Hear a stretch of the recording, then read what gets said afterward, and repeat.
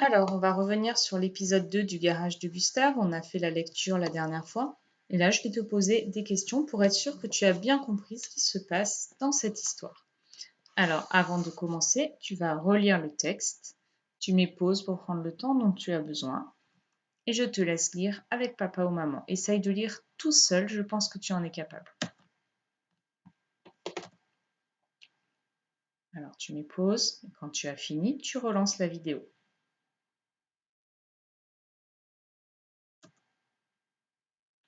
Pareil, tu mets pause.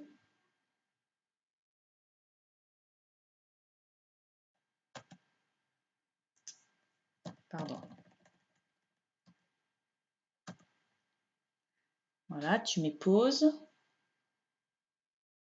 Tu relances quand tu as fini.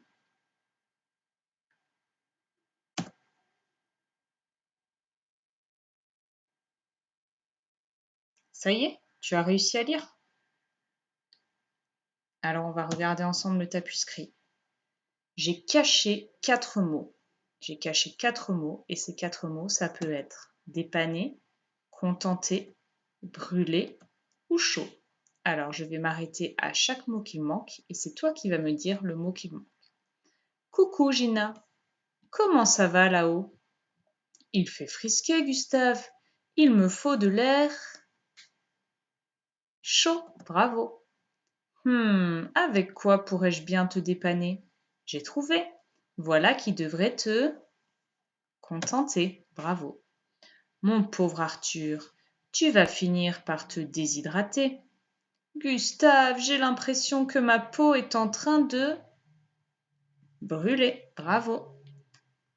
Avec quoi pourrais-je bien te dépanner?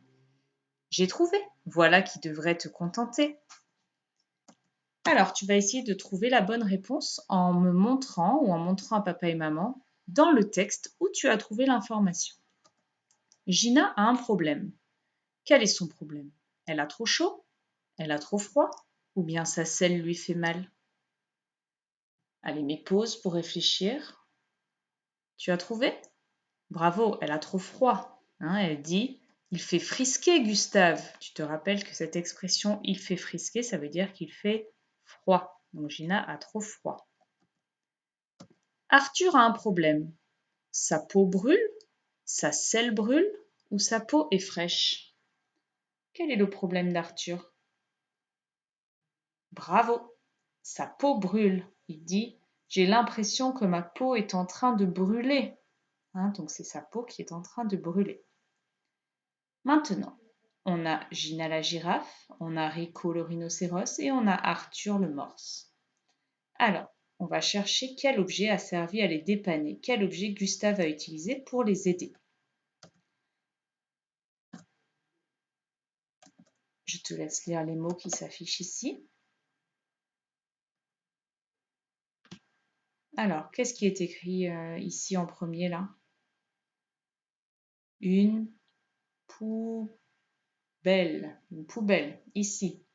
Un fauteuil. Un fauteuil, ici. Une baignoire. Une baignoire. Un poêle. Un poêle. Et une marmite. Alors, qu'est-ce que Gustave a utilisé pour dépanner Gina? Rappelle-toi, elle a froid. Qu'est-ce qu'il utilise? Bravo! Il utilise un poêle. Qu'est-ce que Gustave a utilisé pour dépanner Rico? Rappelle-toi, le problème de Rico, c'était quoi? Il avait un problème de selle. Il utilise un fauteuil pour que ce soit plus confortable. Et pour dépanner Arthur, qui a la peau qui brûle, il utilise, bravo, une baignoire. Alors maintenant, on va observer un peu les images parce qu'en fait, je ne sais pas si tu te rappelles, mais on avait dit que les images donnaient d'autres informations qui n'étaient pas dans le texte. Et là, justement, tu vas bien observer. Quand Rico arrive ici et regarde. Ici, dans les objets, on voit un petit personnage. On voit ici cet oiseau. Il se trouve justement sur quel objet? Sur le fauteuil, l'objet que Gustave va utiliser pour dépanner Rico. Et sur l'image où Gina arrive, juste après Rico, eh bien notre oiseau se retrouve ici perché sur le toit. D'accord? Quand Gina arrive, regarde dans le tas d'objets. On a un personnage. Ah, un autre oiseau. Et il se trouve dans quel objet? Bravo, dans le poêle, l'objet que Gustave va utiliser pour dépanner Gina. Et quand Arthur arrive, nos deux oiseaux se retrouvent ici perchés sur le toit. Et regarde bien dans le tas d'objets. On a un nouveau personnage.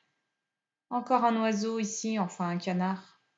Et quel objet utilise Gustave pour dépanner Arthur? Il utilise justement la baignoire, là où se trouve le canard. En fait, ces oiseaux dans les images nous donnent l'information de l'objet que va utiliser Gustave. Donc dans la suite de l'histoire, tu observeras bien où se trouve l'oiseau et tu pourras deviner quel objet Gustave va utiliser.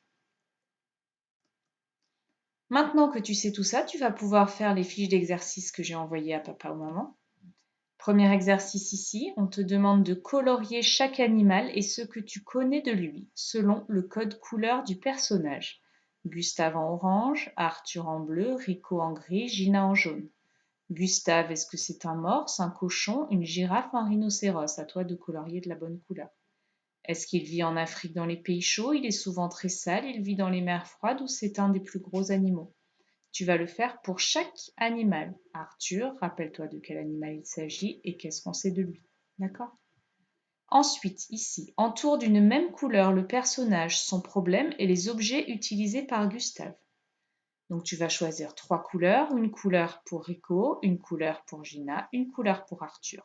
Et tu entoureras de la même couleur le problème du personnage et l'objet utilisé par Gustave. Ensuite, ici, tu vas observer les 3 images et tu vas bien regarder où se trouve l'oiseau et expliquer justement ce que ça nous indique. On en a déjà parlé il y a quelques minutes. Voilà, je te laisse faire le travail avec papa ou maman et je te dis à bientôt.